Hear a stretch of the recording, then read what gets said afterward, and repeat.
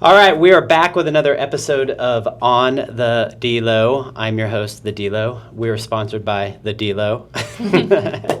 And today we have my brand new friend, because I just met her last week. Alex, how are you? Doing great, thanks. Yeah? Thanks for having me. Yeah, thanks for coming on such short notice. So I walked into your place last week, and I was pleasantly surprised to just like feel the energy of marketing-esque, and the good smells of, if you people don't know, she owns a donut shop, and it's absolutely gorgeous. Thank you. Yeah, that's the fun part, is all the decor and decorating of everything. Doesn't it make you want to do like more and more and more? Yeah, I'm like, I need more because I can just tweak it a little bit or do this a little bit different next time. But. Decor addiction. Yeah. Right? It's all thrifted stuff too, so I'm like, gives me a reason to go vintage shopping to get more decor for the shop. Yeah. So I wanted to have you in relatively quickly because I enjoyed our conversation, and I thought it'd be really cool for people to hear your story and really what's going on. I'm completely amazed that somebody would start a business in 2020. What was the, I mean, I know that you were doing some stuff, a little bit prior to that, but like, what was the antithesis to just go and do that? And I know we talked about it a little bit, but let people know. Yeah, for sure. So I had started it kind of apartment kitchen style, just like doing it very small scale, bringing it to coworkers and whatnot, for several years before I opened the shop. So I was doing that actually in Seattle. I worked at Amazon at their HQ up there, just corporate life, desk job, and this was just kind of a side hobby, and then moved back December of 2019 to Phoenix to start the business and open something in 2020, and then had a few months in Arizona of like doing some more pop-ups in markets and trying to figure out where I wanted, and then COVID hit and then kind of delayed the process a little bit, but I figured if anything, it's a kind of a grab-and-go friendly item. I could do shift to takeout only and do curbside and all of that good stuff. And then if I could make it through COVID, then hopefully the rest is smooth sailing. So yeah. Were people giving deals during that time? Yeah, that was nice, like finding employees, because so many people had been laid off because so many restaurants were closing. So like getting my chef was like, I had a really awesome chef who was with me for the first full 3 years of business. So that was great. And then, yeah, trying to get deals, and especially being here in North Scottsdale, of negotiating some power in my favor. But. So here's what's so funny about this whole thing is you're in great shape. You love to work out, obviously, and you got into donuts. Yeah, which is really cool. I mean, I think that at the end of the day we find our passion through just really things that end up happening. But what's even more unique to me about your story is that you're basically a 4.0 student. You're really smart. So what was it about? Was it the business aspect of doing donuts? Because I don't think it was just like, hey, I'm going to do donuts. Yeah. I think you were probably thinking from a mathematical standpoint, maybe? Yeah, for sure. And thank you. That's funny. You did your research on my I'm like, yes, I am a 4.0. I never get to brag about that anymore. Yeah. But, I think for me, I was never going to go into entrepreneurship. My parents did it, and I saw it was like the demise of a lot of things. I'm like, that's not the life for me. I want like stability. I want a paycheck from Jeff Bezos. This is great.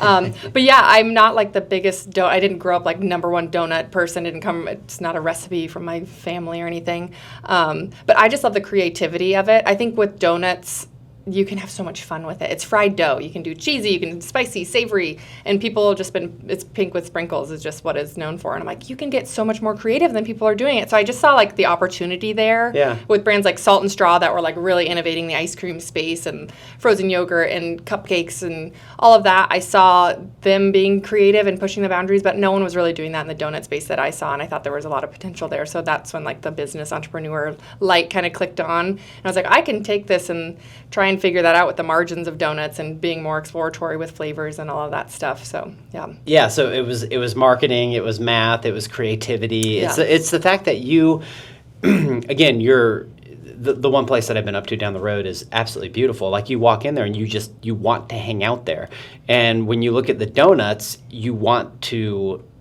I guess you do want to eat them, but you want to look at them too. Yeah. And I'm sure that creativity is part of the reason why you do this, because every morning you're able to just kind of create, because you do different types of creations. Yeah, we do different seasonals and rotationals and different collabs with different restaurants and flavors. And what are some of like the most popular donuts? Yeah, brown butter sea salt's probably our best seller. Okay. My personal favorite and up there is the everything bagel donut, because I love that like salty sweet combo, and I have to talk people into it like 80% of the time. They're like, I don't know, onion and garlic and sesame, but yeah. So talk me into that. So like what's in it? Yeah, so it's a brioche base. All of our donuts are a brioche base. So it's more like a rich, buttery, kind of melt in your mouth bread texture. Yeah. And then we do a vanilla glaze and then the everything bagel seasoning. So the sesame, onion, garlic, poppy seeds, that whole mixture is on top. So you get a little bit of that punch from the onion and the sea salt and the poppy seeds with that sweet vanilla glaze and then that like buttery brioche. That's amazing. So it's really yummy. Diddy would like that with his Fanta over there.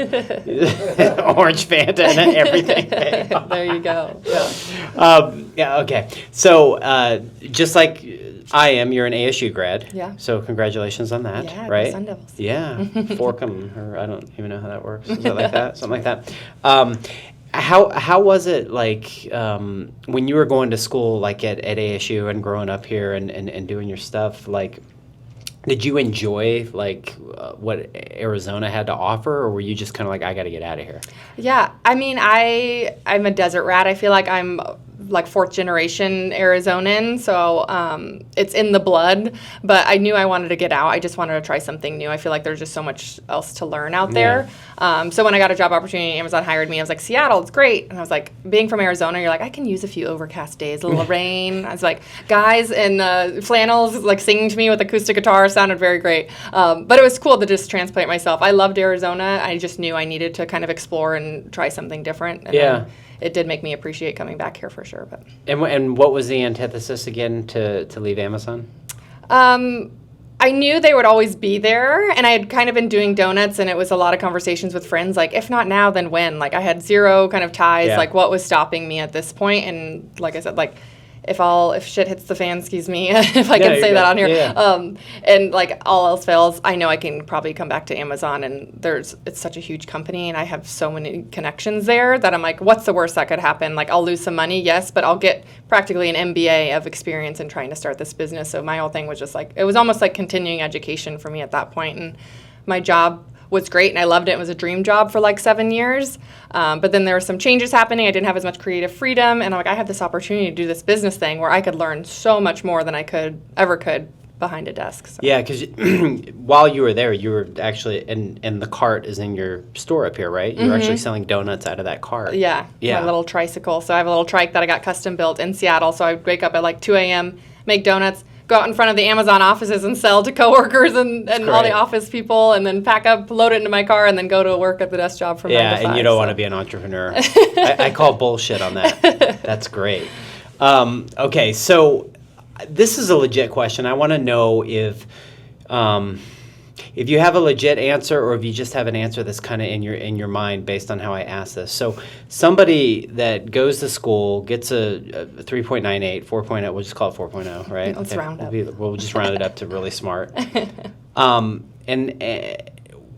What value in today's society, and I know 2013 is when you graduated, so what value do you think in today's society of 2024 do you think that still holds, does hold, doesn't hold, when people are looking for people to hire? Yeah. It's funny because I've been thinking about this I've just had friends that are kind of shifting careers and everything. And I look up, like, if I were to apply for another job, like a corporate job or something, go back to that world, like, how would it be perceived from someone that was hiring? And I think the amount of different skill sets you garner, like being an entrepreneur, I've learned HR stuff, insurance stuff. I've learned financing and accounting. The marketing and branding I already knew, but like just kind of backing that up. So like the amount of like multifaceted information you get by being an entrepreneur, I think that's so valuable of like to be able to provide to a company there or like my own company. I think it's so cool of everything that I've learned. That I took some entrepreneurship and business classes in college, but being able to be in the nitty gritty. To actually really do it, yeah. So basically college education is bullshit? I was like, I always say I went to college to socialize. Even though I got good grades, it was like just a fun time for me.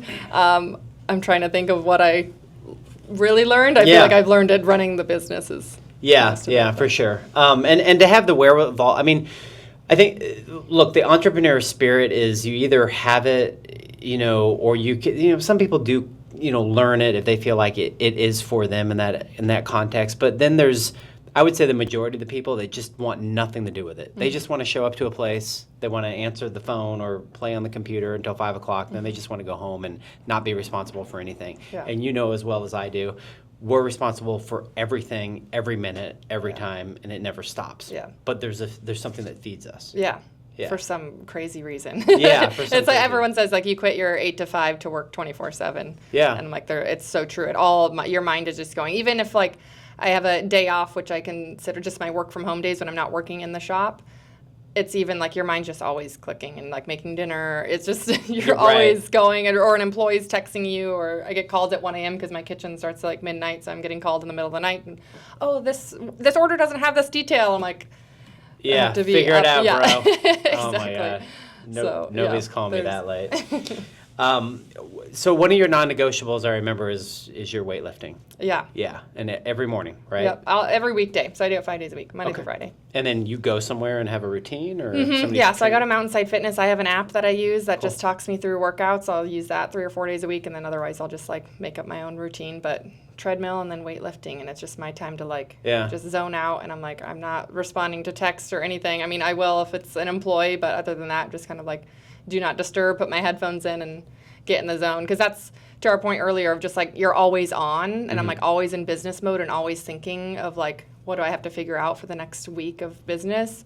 It's my time to just kind of zone out. It's my one chance that I can, like, even I'm really bad at watching movies because my attention span is so bad. I'll either fall asleep or I'll get on my phone and start responding to like DMs on Instagram. It's like, workout is the one escape really for me. That's just been so important that I'm like, what's the last movie you went to in a theater? Oh gosh, probably I went to Barbie over last summer, so that was fairly recently. You got through that. I'm the same way. I'll sit on the couch, my wife and I, and we'll be watching just trash TV. I can't watch anything too involved because I'll just get It's like my brain is just a million other places, but. So do the headsets at the gym, is that a man detractor? Because you probably don't want to be bugged in the gym while you're working out? Yeah. I've had a few people bug me and like say they've had some good pickup lines. I'll give it to them. But yeah, I'm just waiting. I feel like I have such a mean face no one will. I am accepting anyone that wants to. I'm looking for some good gym pickup lines, but. Dudes are the worst. I mean, come on. They're just horrible. Yeah. That's what like everyone says, don't hit on people at the gym. I was like, well, I'm just looking for someone else's that's fit. So I'm like, I appreciate if you do want someone that's fit. How do you know? If you meet them at the gym, then you know they go every morning at least. So yeah, exactly. Shoot your shot. But now I have friends in there that know I own a donut shop, so they always want to come up and talk donuts to me. And these group of like older guys, and we're talking. Oh, that's great. great. We're telling everyone you own a donut shop. I was like, great. Cool marketing. Yeah, exactly. There you go. The gym should be paid through the donut shop. Yeah, it's a write-off. That is great. All right, can you tell me a crazy story that's happened to you in your business? Ooh, good crazy or bad crazy? I'll or take either? any crazy. Okay. Yeah. I guess good crazy, when I got to the Vans collab, that was really odd because it was very early on in the days, because it was kind of still during COVID. It was like end of 2020, early 21, I think. And I saw like an Instagram ad, like we're looking for small businesses for it's called Foot the Bill Initiative. And they were there to support local businesses. So I made a little video and told them my story and got selected, and I got to design a Vans shoe that was on their website. They did a shirt to go with it. Nice. And then all the proceeds came back as like a grant for my business. So I had so many people come in like, I saw your Vans ad, like with Vans, that's so cool. And I felt just like such a small baby in the business world that I got selected for such a big company, and it was like available nationwide and sold like a few hundred pairs of them, they're like $140 pair of shoes that I designed. Wow. Like that was probably my most expensive pair of shoes at that point. So that was really something great, like very unexpected. I'm like, I'll just film a video, why not? Yeah. And then just applied, and I never thought I'd get it and got that. So That's that was really rad. cool. Yeah. So. That's the second time in a few weeks that Vans has been brought up. Remember? We got tagged in another podcast guy with a cool. charity that they have. Nice. I was working with them. That's cool. All right, tell me a crazy story. Another crazy story? Just a crazy, like I don't know. We don't have to call it bad. An experience. Like, yeah. I mean, like the kitchen flooded at my place. Like the sinks just like. Okay, that's real. I was like, we drained the sinks and it was just nothing was going down. It was like 2 inches deep. It was the middle of the night / morning. My chef is like working, like thank God he's such a hard worker. He was awesome. And like making donuts, like sloshing around in the water. Yeah. And then I had to come and roll up my leggings and go barefoot and then go get a like shop vac. And it was like going into the dining room. It was awful. And it was like, then we don't have sinks. We can't fill. We're like against health codes. So we're like, we can't even make the donuts. It was just, and it took like a full 24 hours to try and get all that water out and get the sinks jetted and everything cleaned up. Everybody wants to own a business. Yeah, exactly. Until you're doing that in the middle of the night and it smells like bad water. Yeah. Gross. Not fun. If there was, if you were to start over and do one thing differently, what would it be? I wish I knew more about real estate and location and leasing and all of Okay. that stuff. It's like I hired a lawyer. I was going to go actually in Central Phoenix. The lease, after like 3 or 4 months of negotiation and lots of thousands of dollars, that fell apart. Then I came and found this North Scottsdale location. I just feel like being a new business owner, you don't know it until you Yeah. are in a lease for 5 years. And you're like, oh, if I had just taken a little bit more time or talked to someone with a little bit more knowledge. For a business like mine, donuts and coffee is such like an impulse decision. You're walking by, oh, I want to grab that. I've been fortunate that I've kind of become a destination now. People are finding me and they're searching online for donuts, so they come to me. But being next to like a Trader Joe's or Whole Foods, like a lot more walkable traffic would be great for a business like mine. And I don't think I took the time or spoke to enough knowledgeable people before you're really locked in on something like a location 5 year, potentially 10 years in one spot and spending $100,000 on the build out and things like that. So that's the one thing, like if you're considering getting a brick and mortar, like really take your time to find a place. I was like just so eager because COVID had hit and I'd quit my job over a year ago and I was like, I'm ready to start selling donuts, so I want to sign a lease. And so I think just taking your time doing that and knowing more about real estate, and maybe it costs more, but if you're next to X, Y, or Z other retailer, can bring in so much more business. So that's the one thing that I'm still learning, how to be an expert in that and finding the right location, how much of an impact that can have.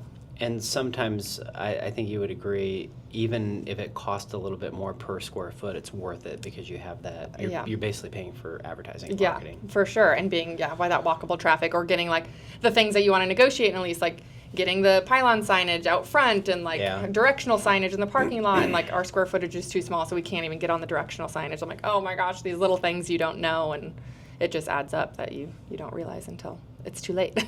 No, for sure. Would you say that the catering has helped you, with sales and all that? Yeah, for sure. Like doing events and catering from weddings to bar mitzvahs and birthday parties, and we'll do the donut trike or the donut wall, and so a lot of catering. We've done apartment complexes, which is really fun. Corporate offices, we'll bring the donut wall. So it's been really great to be able to do catering out of that kitchen too, and just that helps with another outlet for marketing, and we're getting paid to bring in the donuts, so it's kind of doing double duty for us, which has been great. So. Have you done funerals?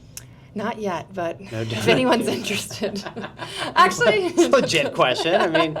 Well, this is kind of a downer, but my dad passed away a couple years ago, and I did do donuts at his funeral. So I guess I can say I've done a funeral now. So you did. Oh, sorry about that. No.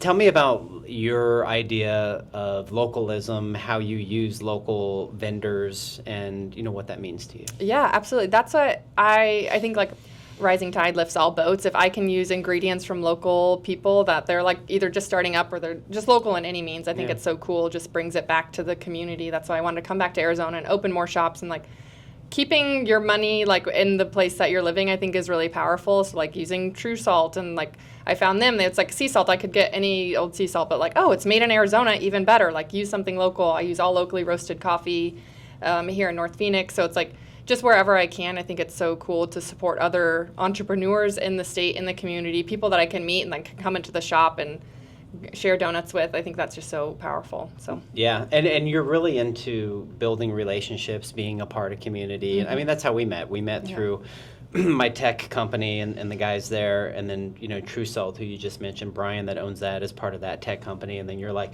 how do I find more restaurateurs to mingle with and do this sort of thing? And then it's like, I'm sitting here scratching my head going, when are you gonna have the time? You know what I'm saying? But you as you get more let's just say really good people that are invested in your business like you are, and you're able to give them more responsibility, it allows you to do more of the things that you love, which I assume is marketing and promotion. Yeah, absolutely. I think that's been the big shift even since the beginning of this year, like having some really great people on my team that I trust to like hold it down when I'm not at the shops, and transitioning more into this like working from home, working out in the community, bringing them to offices as just like marketing, that sales aspect. Like I love the networking thing and meeting other people. Like that's what lights me up, is like making connections. And the more people in the industry or not, like no matter what the business is, that's the great thing about donuts. Like any office likes donuts, pretty much any business. They can be out from car dealerships to like loan offices to anything. So I think that's really powerful, and that's what is exciting, trying to get out of the shop every day and building more of these connections. So. For sure. That is interesting. And you said car dealership. It's so funny, down down that Frank Lloyd Wright or all those car dealers. I'm sure Yeah. you've probably catered to a bunch of those, right? Yeah, I'll bring them donuts. I'm like, what? And they're like, are you looking for a car? I'm like, do you trade a couple dozen donuts for a new car? Sure, I'll take the Defender. Okay. Yeah. There you go. I think that's a good deal. Right? All right, so we know that you work out first thing in the morning. What, as an entrepreneur and running a a retail shop and having people come in, what does your typical day look like? Yeah. I try to be up by like 4:30, so I'm up super early just because donuts are an Time early to make morning the donuts. thing. Yeah, exactly. Which I prefer. I'm like much more of a morning person. So wake up early, I get to the gym, try and get 45 minutes, an hour at the gym. Then I'm going to North Scottsdale. I check in on the chef there, load up the donuts for Old Town. I'm delivering every morning to Old Town, so I kind of touch both locations each day.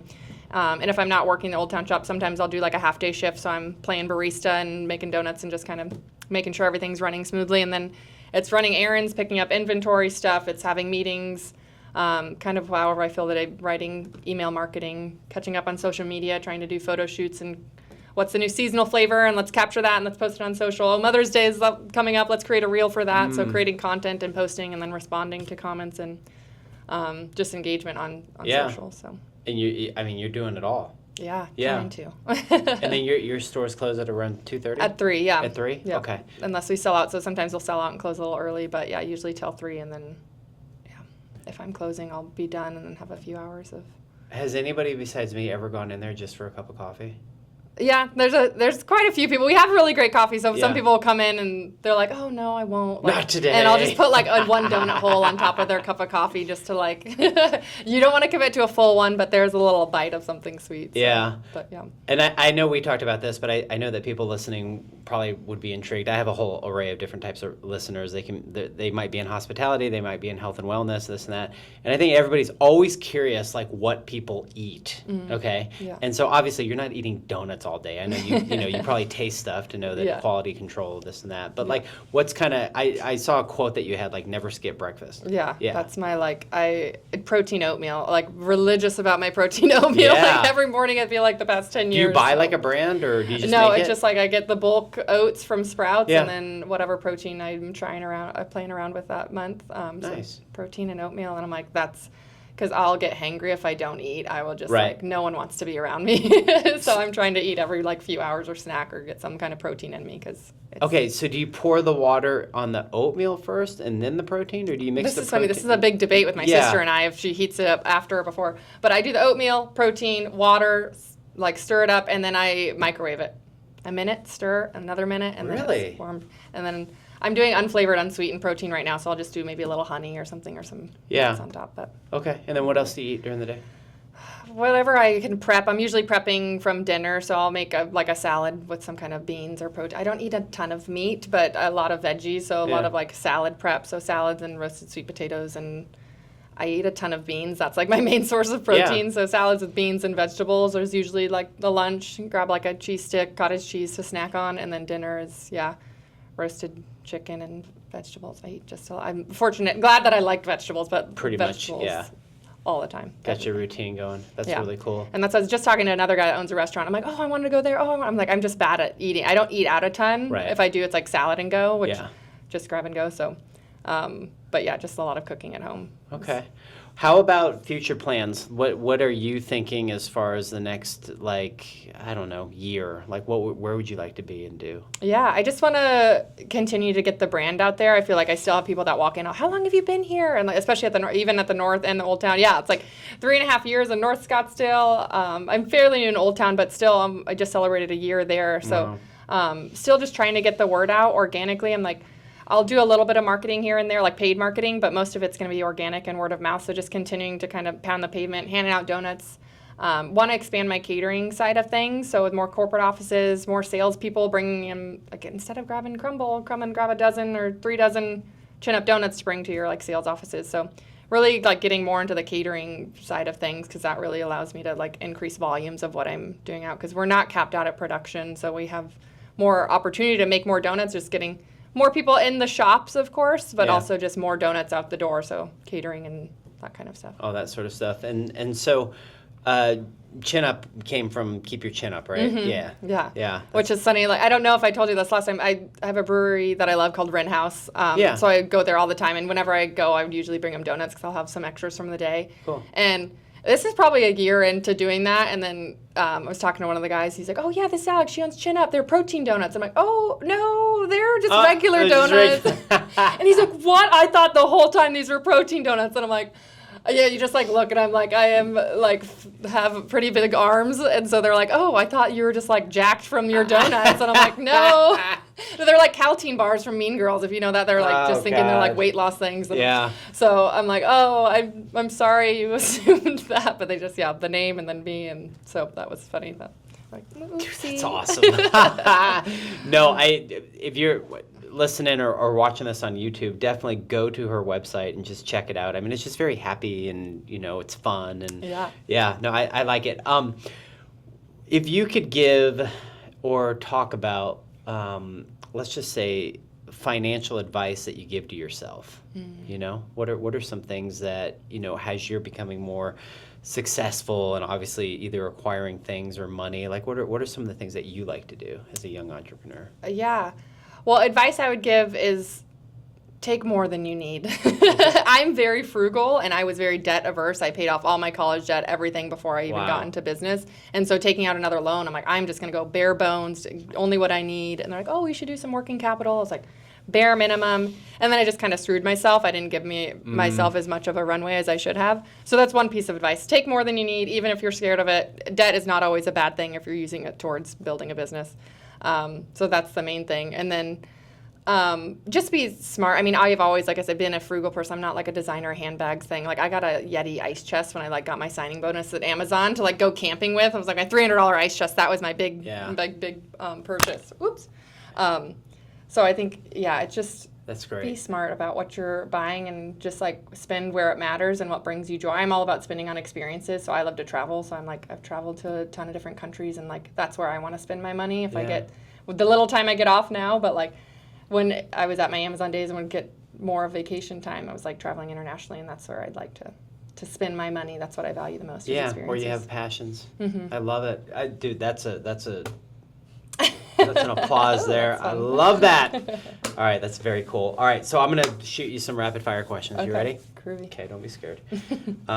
Read a book or watch TV? Oh, it depends, but probably a book. Okay, and there's no wrong answers in this. You're not going to be graded, so your 4.0 is not going away. I'm really into my book, so I want to go home and read. But if I'm watching Love Island, I'm really into the drama. I love Love Island. So maybe I want to get home and watch TV. So I think it depends on the book and the TV show I'm in the middle of. But do you watch a lot of shit TV? Oh yeah. Yeah, for sure. So do my wife and I. 90 Day Fiance. All that stuff makes me feel good about my life. That's how I travel. My wife and I kid. I'll never leave my house. I don't care to travel. You and I would never make it. So it's funny because we'll sit there on the couch and we'll see guys in India and these shanties, and I'm like, yeah, I don't need to go there. You're like, I've been there, watched it. Seen it. It's funny. Okay, chin up or a pull up? Chin up. Metallica or Madonna? Metallica. Okay, like it. Coffee or wine? Wine. Oh. I feel like it's later in the afternoon. I was just thinking about grabbing wine after this, so wine is on the mind. But I do own a coffee shop, so. Either or. Both. That's good. Coffee in the morning, wine at night. Yeah, exactly. Okay. I'm I can't have caffeine after 10 a.m. because I will just be up all night because I'm a grandma. But wine you can drink all day. No. Caffeine. So my wife is always like, you're a miracle because I can drink a pot of coffee at 7 o'clock at night and fall asleep at 8. Oh my gosh. Yeah. Yeah, it's a gift. Yeah, that really is. Star Wars or The Notebook? Oh, The Notebook. Okay. I don't think I've ever seen Star Wars. Oh. Okay. Oh, God, Oopsie, we're gonna have a problem here. Okay. Lasagna or enchiladas? Oh, enchiladas. I knew you were gonna say it. You love Mexican I am food. a huge Mexican food all day, every day. Yeah. Amazon or brick and mortar? Oh, brick and mortar. Yeah. Yeah. I mean, it's support my previous life, but brick and mortar is where it's at. Support your neighborhood. Weddings or graduations? Weddings. Yeah.